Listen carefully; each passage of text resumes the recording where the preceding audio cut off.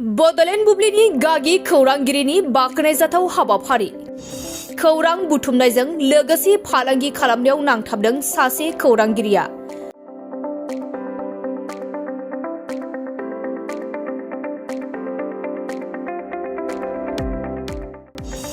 मा 20 अमा फिसिनानै दिन्थिफुंदों सासे खौरांगिरिया।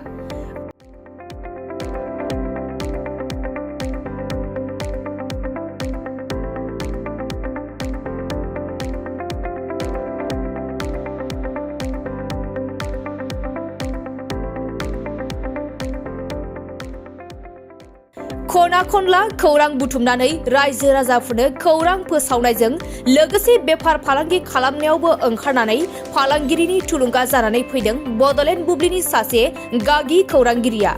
नंगौ, धेमाजि जिल्ला गगामुग मिंमां गगामुग हालामनि बड'लेण्ड बुब्लिनि खौरांगिरि बिमल गयारिया गगामुग हालामनि दाब दाब खना खनला खौरां बुथुमनानै खौरां फोसावनायनि गेजेरजोंब्लाबो गगामुग मिंमां हालामनि केसाखाथि गामिनिफ्राय गिबिसिन मा 20 अमा फिसिनानै जाफुंसार जानो हादों खौरांगिरि बिमल गयारिया।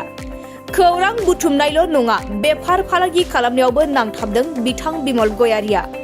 दाउ अमा बोरमा फिसिनानैबो आथिखालाव बोसोराव गोबां लाख लाख आरजिनो हायो, बेखौ फोरमान खालामदों खौरांगिरि बिमल गयारिया।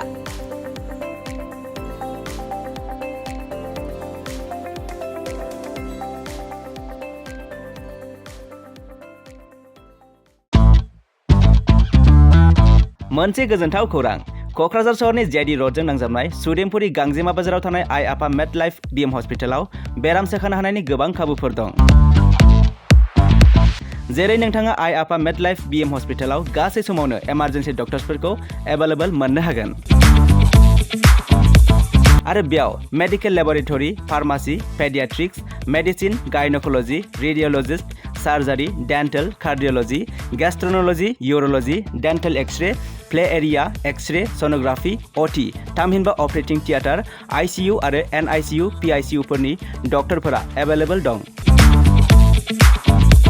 लोगोसे normal delivery, C sections, gall bladder stone, kidney stone, appendix आरो हार्नियाफोर बेराम जानायफोरखौ अपारेशन खालामनायनिबो सुबिदा दं। आइ आफा मेड लाइफ बिएम हस्पिटालाव सप्ताफ्रोमबो फार्मासीजों लोगोसे लेबरेटरी आरो सप्ताफ्रोमबो इमारजेन्सि सार्भिसजों लोगोसे 24 घन्टा जेब्लायबो खुलायै थागोन आरो बेयाव लांलाय लाबोलाय खालामनो थाखाय एम्बुलेन्सनि सार्भिसबो थागोन। बेनिखायनो ओनसोलनि सुबुंफोरा बेराम आजारफोरजों भुगिनानै दंब्ला क'क्राझार सहरनि आइ आफा मेड लाइफ बिएम हस्पिटालाव फाहामथाय लाफैनो हागोन। लोगोसे नोंथाङा 9101 655 430 एबा 8822 688 026 बे जानबुं नम्बरनि गेजेरजों थोंजों कल खालामना आबुङै खौरां लाहरनो हागोन।